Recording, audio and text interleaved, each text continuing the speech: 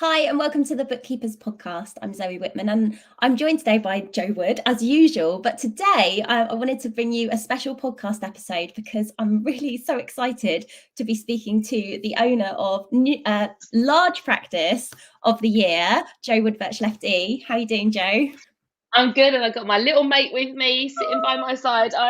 I'm so happy. I'm so good, and got a bit of a croaky voice from all of the shouting on Monday night and congratulating other people and things, and our members, and seeing so many bookkeepers. It was so lovely. But yeah, I'm good this morning. Thank you.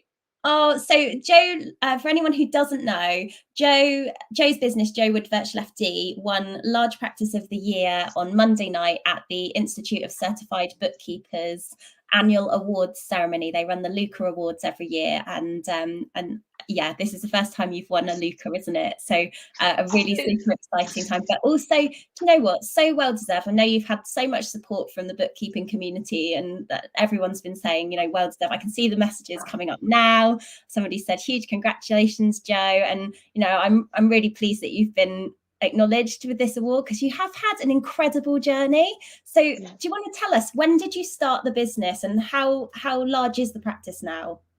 So my practice, Jo Wood Virtual FD, was a sole trader practice that I started in April 2019. We went limited started trading through the limited company in October 2020. But in the, since we've been going, which is just over 2 years now, it started off with just me, and now there's going to be 12 of us by the end of the year. There's 10 at the moment, but we've just been offering some jobs and things. So we hope, if people accept our position. So yeah, we're growing still. So there will be 12 of us by the end of the year, and that's really, really exciting. I didn't really map this kind of level of growth. When I started, I had very much, I'd just been made redundant as a finance director. I lost our main income as in the family. And my main focus when I started was to get some money in the house so that I could keep my house. We'd only just moved into a house in 2018. I'd just been given my dream house, or worked hard for it, and then the salary that was going to be paying the mortgage was gone. So I had that one focus to build and replace that salary. And then when I got to that point, which was in about 7 months, I think, which then meant I had to go back registered. And I was like, wow, okay, this is working. Everything that I had learned over my multiple years of being in business and running a bookkeeping practice, I realized that, and I decided to document my journey because I knew and learned how important that was. If everybody documented what they could do, then you can teach that to others. And so I had documented my journey, and I was like, I felt like I'd found the magic formula. It had done exactly what I needed it to do. And then I was looking, okay, so what's next? And then what's next is to get my husband out of his job that he was unhappy in, so he could be working for the business. Also, my sister, she was working as a finance manager, and she was expecting a baby, and I didn't want her to be juggling a newborn. I wanted her working, so that was my first goal, really, to get for her. And then we got October. When did Jack, her husband, he left his business. He was miserable working in a school. He was miserable, and I was like, right, the next job is to get him out. So now this business supports 2 households fully. It supports the husbands and wives in 2 households, and that was our next goal, and that's where we're at. And now we want to get it bigger to help, reimburse our staff to better levels. But also at the moment we're really, really busy. So I'm very much like, it's great being busy, but I don't want my staff working so hard that they're stressed. Our strapline in our business is happy and content. And if anyone is not happy and content, then it's our job to change things and make it so. So yeah, that's why we're looking and growing and taking on more staff to even out the workload. I love how family focused you are. Behind the scenes, Jo and I have been talking about values, and I know that family is so important for you, and everything you live and breathe in your business comes back to that. And I love how you've been able to create a business that supports your family, but also creates jobs for other people. One of the things I'm just thinking about our bookkeeping community and the kind of challenges they come up against. You know what, when you started this business, you mentioned you started out as a sole trader. Did you ever anticipate that you would be able to support your family, your sister's family, other people as well? I didn't have that belief at the time, even though I've worked so hard, but I'd also had 4 failed practices before. I'll say failed, different reasons that they didn't work out. And so I didn't kind of have that belief. Also, I'd never won a Luca. I kind of felt, and I had applied, like, this is the 5th time I've gone, the 5th time I've gone for this award. I've always been shortlisted, but this is the 5th time that I've gone for the award. And I didn't think about it. Didn't even enter my head to set up as a limited company, because I just thought this business will support me and just replace that income. And I didn't think it was going to be justified to be limited. And very quickly I realized it needed to be, and I was like, oh man, why do I not follow what I teach as well? And it's funny, isn't it? You know, sometimes I've realized I'm like, do what I say and not what I do. And now I'm like, oh my goodness, yeah, if your goals are bigger, and my goals have always been massive, but I'd just been made redundant. So my goals were massive, but my confidence was really low, and they weren't aligned. So, but when my confidence built up, then I was like, right, come on, Jo, let's sort this out. And now I'm thinking again, it speaks that I thought it was only going to be me with the name of my firm.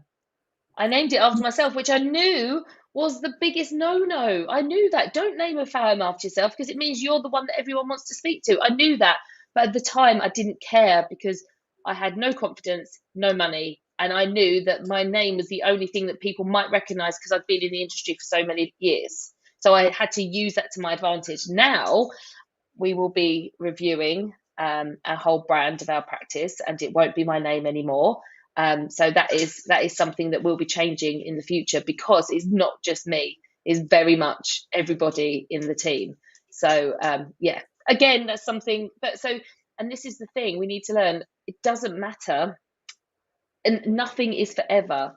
Just make that decision that's right for you right now and go ahead with it. If it's going to help you move forward, just go with it. You can always change things down the line. Now, the thought of changing all our name and our practice licenses and insurance and agency, all of that fills me with dread. But I've got a team around me, and we will create a list, and we will get through that list, and we will do it together. Do you know what? I think that at the point that you were, and I know that you were under non-competes, and you probably weren't able to really, if you were launching a new business, using your name was probably quite a good move for people to be able to recognize who you were. So I don't, hindsight's amazing, isn't it? And when you know, well, actually, this is what the future was going to look like, you might have made a different decision, but you, like you said, you go out and you do the best thing that you can. What have your challenges been? What other challenges have you faced? Like finding clients is a big one for our business. Has that come up for you, or how? Because you clearly have loads of work coming in. I'm just wondering. Yeah. So it was, this whole thing about the ideal client avatar. When I started, I very much wrote a piece of paper. I've got the piece of paper still. I drew a stick woman in the middle, and Jane West, age 42. I thought I knew I literally wrote about who she was married to, her children, what she did in her spare time, what her business was, why she joined her business, what TV program she watched. I knew the work I had to do. But funny enough, Jane West isn't my ideal client anymore, but she was who I thought was my ideal client at the time. And that's the thing. So did the work, and then actually, like we say, sometimes, just who is your favorite client you like working with now? And I picked up one of these clients as a beauty salon owner, and I just loved working with her. I loved what I was able to help her achieve. I loved the confidence I was able to instill in her. And then she went off singing from the rooftops to her the group membership that she was in on Facebook, saying, like, this is what's happening with my bookkeeper. She's amazing. She's helping me do this, that, and the other. And then there was a whole load of my ideal clients all sitting in that room. And then that's when I became the expert in that group, the finance expert. And then obviously COVID happened. And that's when they said, can you come in and share with our group what we need to do in COVID? And I was there as a support system for them. And that's how, so I've been able to generate lots of my clients from that industry, but also from LinkedIn as well. I've had lots of inquiries from there because I did a video and put it on there, and that's still generating, even though it's really out of date, really, but it's still generating leads. And yeah, I was still in a non-compete clause. I was, so I left October. I've just found out it was 6 years. The 31st of October, I left an accountancy firm that I was in partnership with, and I was in a 3-year non-compete clause. But it was the best thing for me because they weren't my ideal clients anyway, who I was already working with. So it made me move away and look for other industries. Love it. You're clearly nailing your niche now. You're clear on who you want to be working with. What does it mean to you and your team to have won the award? Oh my goodness. I think it's given us all a real boost. We know that we are doing things. We always have our clients in mind. We are very much, if we don't get a response from somebody, so I've changed when I had practices before, it was very much, in the offices, there would be a culture of bitching and moaning about the clients. Oh, they're not doing this. Oh, they're not doing that. Oh God, they're on the phone again. And from working on myself and doing business development, I've realized that actually, if I was creating bad clients. Firstly, I was choosing the wrong type of clients, and then I wasn't serving them in the way. So no wonder they were bad. No wonder they weren't doing what I needed them to do. I hadn't taught them how to do that. So now we very much focus our business on training our clients to be the best clients that they can be by communication and nurturing and giving them all the tools that they need to be an amazing client. And a lot of that is our time. So we focus a lot on that. And we have one client at the moment that she just wasn't giving us her stuff. And we know she'd had cancer and she'd had COVID and she had all these bad things. And I was like, right, what do we need to do for you?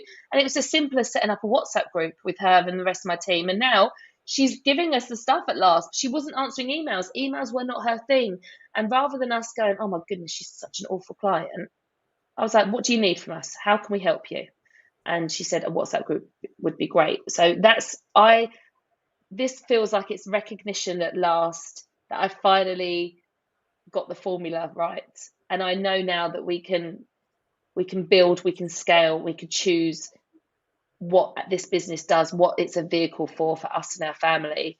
And that is just amazing. And we are talking about we have exciting goals. So I don't know if anyone knows, me and my sister have set up the profitable salon membership as well to support the clients so we have lots of clients that come to us that can't afford our services. We're not cheap and they can't afford that. So we've set up a monthly membership, £49 a month, for them to come on and they learn about a lot of the skill set. We also put all of our clients into that so they can they get access to that for free.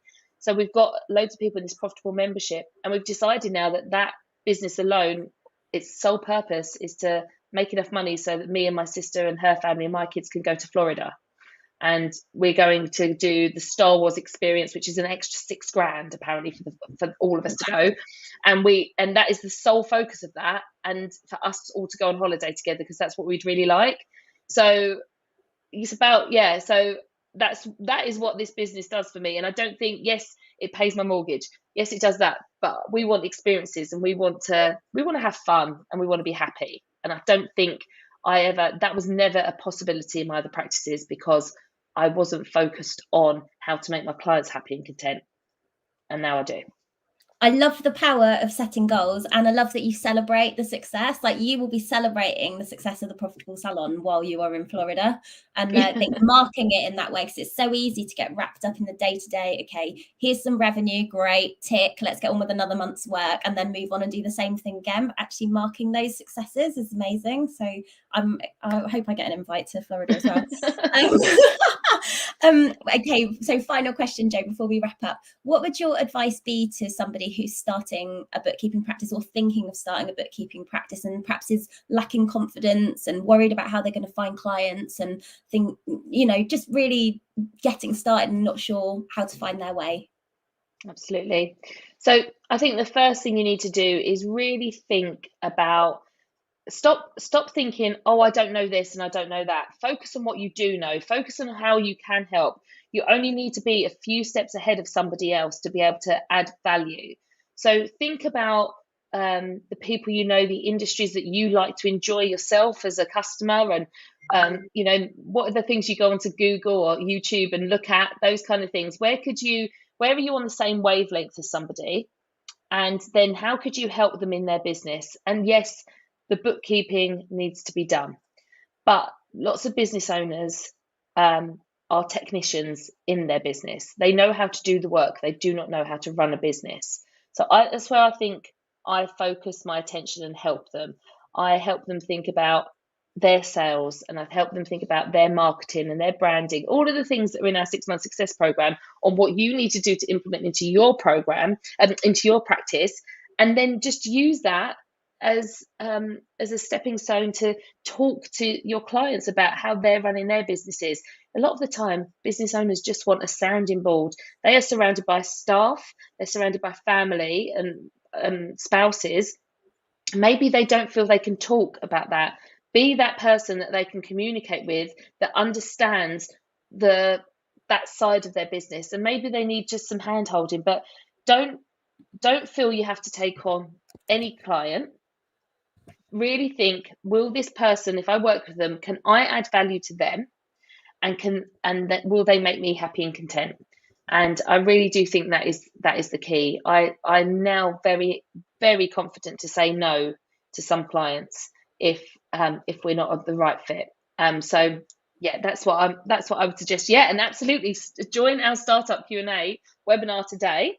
If you are thinking of starting a practice, as I say, I've started 5 over the years, and some I've started well, and some have not been so well. And I think it's about, find a community that know how to avoid all of the pitfalls. Absolutely.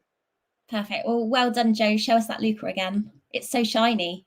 So shiny and silver. Look at that. Oh, huge congratulations. And I know everyone in the community is just cheering you on now watching this. So for anyone who wants to know more about how they can start a practice, as Jo said, we have a free webinar. It's today at 11 o'clock. You can register at sixfigurebookkeeper.com/webinar. We'd love to see you there. We're going to be on Zoom. Come and join us live, ask your questions. It's free to get involved. And we will see you back here later, because we have another podcast today with Chris from Sage. So we'll see you at 1 o'clock for our next podcast. Take care. Bye. Bye.